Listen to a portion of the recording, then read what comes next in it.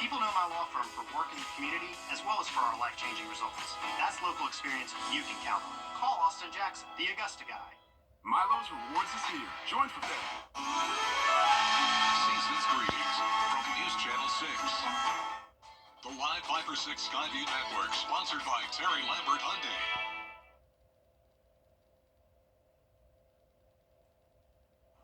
Well, it's a very cloudy day for us, and also a few slight showers around. Not seeing any storms at this time, but as we head into the weekend, we'll continue to see the cloudy conditions, and we'll be tracking a few more showers and storms. I'll have all the details on that, plus a look at the big warm-up coming our way, coming up.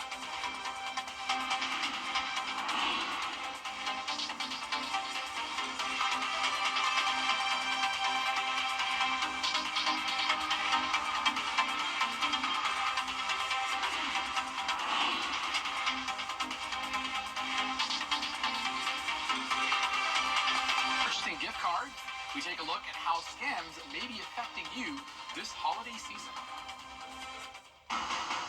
Live from Television Park, this is WJBF News Channel 6 at 4.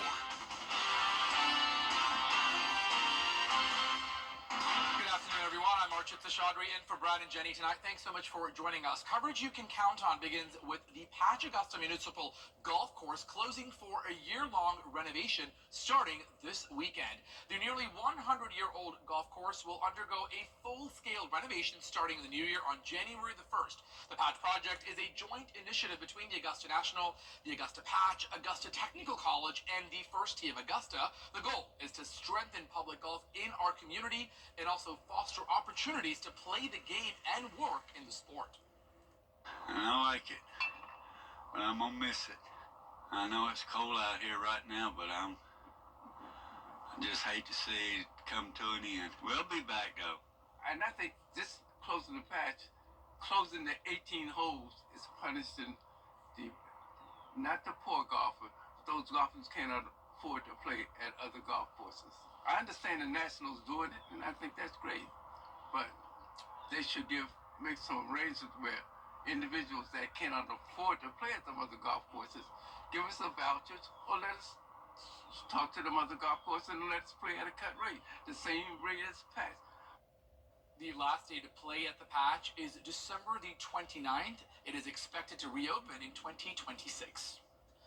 The Sports Wagering Act will soon be in front of South Carolina lawmakers again. Caroline Yaffa explains what you need to know about the future of sports betting in the Palmetto State. Sports gambling could be legalized in South Carolina in 2025, and USC professor Mark Nagel says there are a lot of positives that gambling could bring to the state. The Sports Wagering Act has been brought to the legislative session countless times. In 2023, it was shut down. The new version of the bill has regulations including limiting market size and giving operators a maximum of 8 licenses. University of South Carolina sports entertainment and management professor Mark Nagel says it would have a positive effect on the state's economy. Is it going to be the golden goose that's going to lay gold eggs everywhere and the entire societal structure is going to be changed for the better? Probably not, but it should be a net positive. Governor Henry McMaster's stance on the idea has not changed. His office sent me a statement that reads in part, Governor McMaster has long opposed sports betting and still does today. It is simply inconsistent with South Carolina's values. The bill currently sits with the Committee of Ways and Means. The legislative session begins January 14th. In Columbia, Caroline Yaffa, WJBF News Channel 6. Online sports betting became legal in North Carolina back in March. It is still illegal in Georgia and Alabama.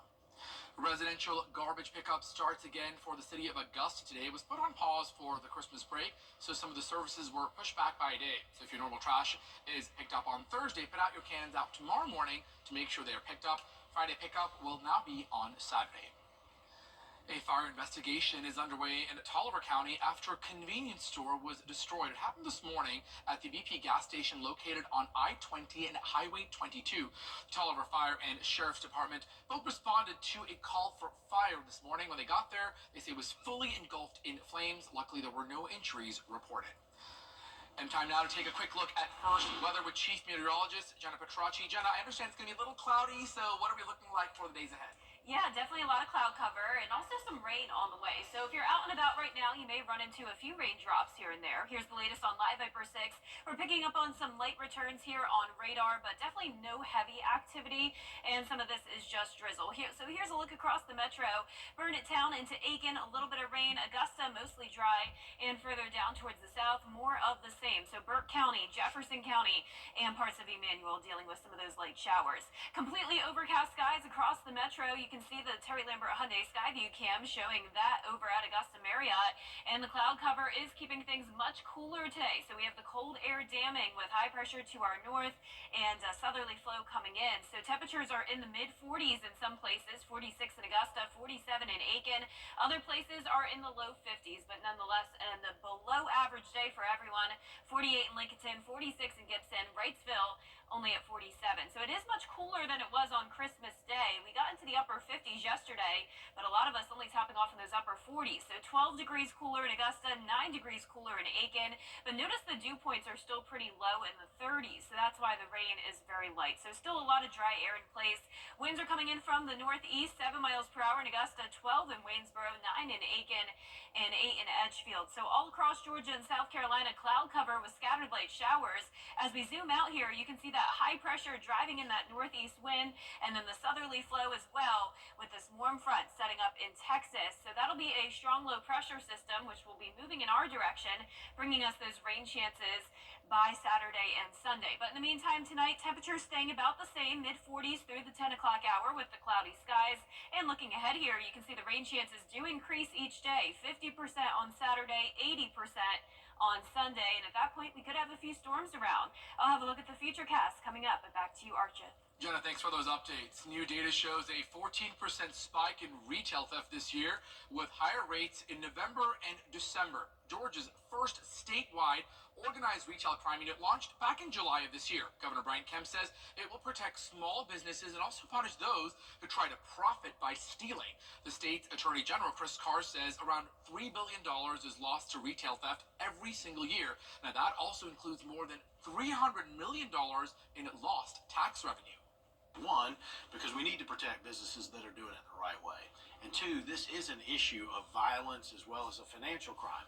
We've seen images of employees at certain stores being knocked down by these groups. We've seen customers that are getting hurt. Small business owners say retail theft means more added security costs and forces them to raise prices, which ultimately hurts you, the consumer. The FBI is also warning of an uptick in holiday gift card scams, with FBI investigators in Atlanta saying it costs Georgia companies hundreds of thousands of dollars. Here are some ways that you can protect yourself from being scammed. FBI investigators say scammers are placing fake barcodes on the back of gift cards. So when you buy a gift card, the cashier scans the fake barcode, which quietly pushes your money into the scammer's account and leaves you with a zero balance on the card. Scammers are actually going into retailers where you see the big shelving with a whole bunch of different gift cards on it. They're taking those gift cards and actually shoplifting the cards out of the store.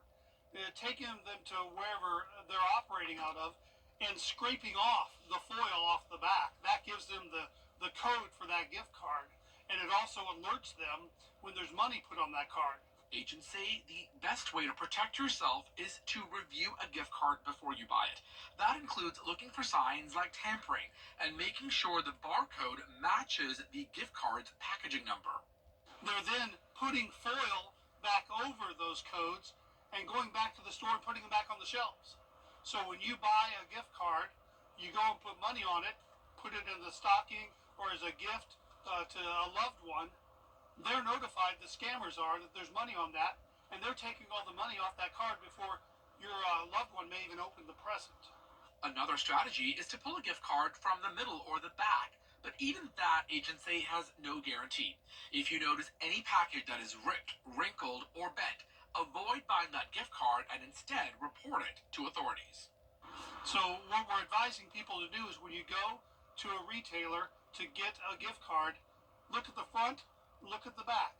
And if you notice anything that looks like the foil may be ripped a little bit or maybe discolored or something, take that to the retailer, turn it in, and go find another one. Another scam is when scammers take off the gift card PIN code and leave you without a way to redeem the card. Coming up, some doctors say cold medicine could possibly make your symptoms worse. The reason why, next. And overcast conditions with a few light showers. Then as we go into the weekend, staying cloudy and warming up with those higher rain chances. Then a big cool down next week. I'll have your full Viper 6 forecast coming up.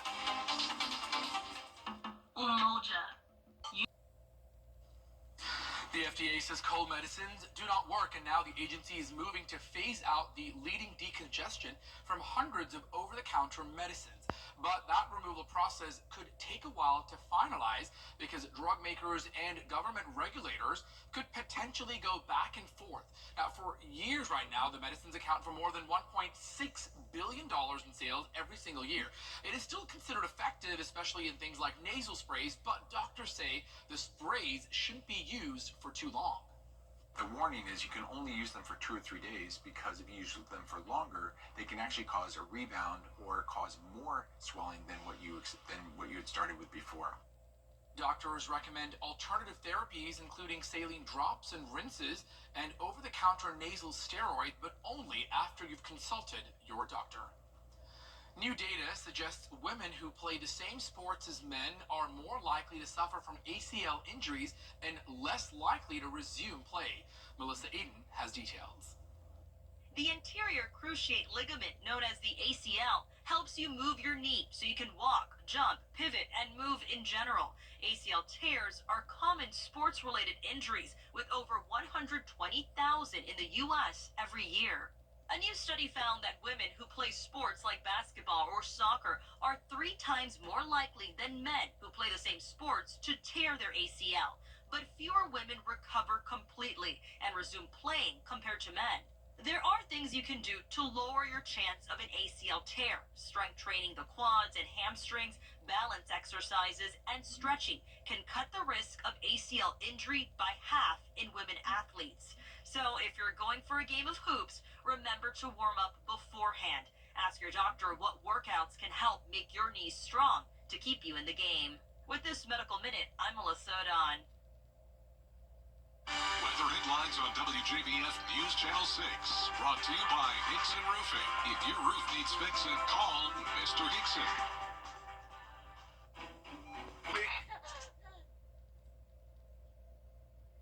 Now, your most accurate forecast with WJBF Live Viper 6. Welcome back. Here's the latest on Live Viper 6. Definitely no heavy rain and no thunderstorms for us to worry about today, but we are seeing these scattered light showers across the CSRA. These are primarily in Richmond County, Burke County, and Jefferson, Jenkins, and parts of Emmanuel. But here's a closer look at Augusta. Notice it's just some light sprinkles, so nothing to really mess up your evening commute. As we look further down towards the south, a little bit more widespread around Midville, along Highway 56 here, and down Highway 25 into Waynesboro as well. And you can see not an ounce of sunshine out there. Completely overcast skies on our Terry Lambert Hyundai Skyview cam as we look across the Savannah River. 46 degrees out there, a chilly Thursday for us. Northeast wind of 7 miles per hour, bringing in the cooler air. Dew point of 41. So still some dry air in place, though. That's why the rain is very light. And their temperatures are mostly in the 40s, but we are seeing a few 50s down towards the south. 52 in Millen and Sylvania, 50 in Allendale, Bamberg also at 52. Our satellite and radar showing the cloud cover up and down the East Coast, scattered showers all across Georgia and South Carolina. So we do have high pressure centered around New York, and that's driving in that northeast wind, leading to the wedge effect. That's why we have the cool conditions, the cloudy skies, and the rain. And speaking of rain, look at this big batch from Oklahoma City down to around Houston, Texas. We have a warm front, and that is leading to some storms and widespread showers. Now for us tomorrow, it's not going to be a washout. In fact, it'll be very similar to today. Cloudy skies, upper 40s to low 50s, and a few sprinkles around. Your weekend weather does look much warmer. Yes, temperatures back to 70 degrees, believe it or not, on both Saturday and Sunday. But unfortunately, the warmer temperatures do come with the rain chances, so it won't be a perfect weekend to be outside. There will be some periods where you'll be able to dodge the rain, but definitely some warmer temperatures, at least for now. Notice that's not going to last super long, though. We'll still see the upper 60s into New Year's Eve, and then on the first day of the new year, back down to 62, and then mid-50s will be here this time next week. Now, we haven't had a lot of rain for the month of December. We're still at around just an inch, when on average we get close to 4 inches, but we'll definitely be adding to that, especially by Sunday. That's when we have an 80% chance of rain. Our feature cast tonight at 8 o'clock, still just showing a few light showers with the clouds sticking around, so really no sunshine expected for Friday. You can see this line of storms coming through Alabama. Some of those could be strong ahead of that cold front. And then on Saturday, we'll mostly be dry, but then by Saturday evening, we'll have an additional low pressure system moving in, bringing that chance of rain and storms. Now, the threat of severe weather is staying to our west on Saturday, but we'll be watching that closely on Sunday, as we could have a few strong storms. A 10-day forecast showing the rain chances and the clouds sticking around through the weekend. Partly cloudy and dry on Monday, and then the temperatures cool down to the 50s again by next Thursday. So up and down temperatures all this week, Arjun. Oh my God, I was looking at that, Jenna. It's like 40s, 50s, 60s, Yeah. 70s. We'll take the 70s, but maybe not the rain, right? Yeah, a few seasons in just 1 week. Everything in 1 week. All right. Thank you so much, Jenna, for those updates. Well, it's always fun to give and receive gifts that you like, but what about Santa? Well, coming up, we're sharing the special goodies that were left for St. Nick as a child. If you've been injured, we take immediate action to get you the help you need. They handled everything so that I could focus on getting better. I am very happy with the settlement I received. Your tickets at genuine.com. Give your home a fresh start, fresh new furniture. It's the Rooms to Go New Year's sale. Shop must-have pieces, incredible room packages, all at amazing sale prices you won't find anywhere else. Whether you save online or in-store, give your home the style it deserves this year. But don't wait. The time to get creative, have fun, and save big is here. The Rooms to Go New Year's sale starts Thursday. It's Team Georgia versus Team South Carolina as the best of the best battle for the title. Border Bowl is back Saturday, January 11th at Scott Thurman High School. Get tickets now at WJBF.com/Border Bowl. Meteorologist John Lynn. Weather coverage you can count on.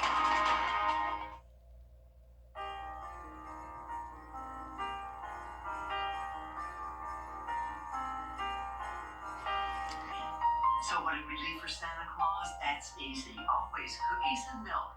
He always ate them too because there were crumbs left on the plate. When I was a kid, we always left milk and cookies for Santa and carrots for the reindeer. I will always leave out Oreo cookies and milk. They've been my favorite since childhood. And then also some chocolate chip cookies. So every year when I was little, we would put out cookies for Santa Claus. My grandma got sugar cookie recipe. They were very thin and crispy. And then we put frosting and sprinkles and all the fun things on it. And we'll continue to do that again this year because Santa Claus loves sugar cookies. He told me. We always leave plenty of milk and cookies. Santa Claus loves that snack. And we leave carrots for the reindeer. They eat so many carrots every year. For Christmas, I always gave Santa cookies and the traditional milk. Of course, it depended on the flavor of cookie that Santa wanted, but it was usually oatmeal raisin. As a child, I would leave out cookies, milk, and carrots for Santa's reindeer. So growing up, I actually don't remember leaving anything like cookies and milk for Santa. But what I do remember is my dad making some homemade peppermint bark. He actually continues to make that to this day. It's a really, really good treat. Okay, so for me, I was always leaving Santa the standard stuff, cookies, milk. But when I was super young, I didn't really know how the whole Santa Claus thing worked. My mom tells me this story all the time. I wanted to give my cousin a gift. But, I'm really young, so, I don't have any money. So I left out a note and one of my action figures. It was a Nightcrawler action figure. And I said, Santa, if you could get this to my cousin Justin, it would make his Christmas. He's always loved this action figure. He would love to have it. I don't know what happened after that, but let's just say that somebody had a Nightcrawler action figure that Christmas morning. Merry Christmas to all. And to all a good night. Ho, ho, ho, ho.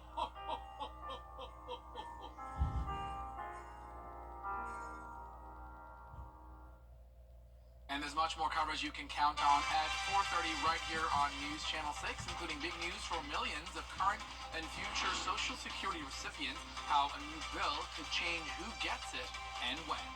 Stay with us.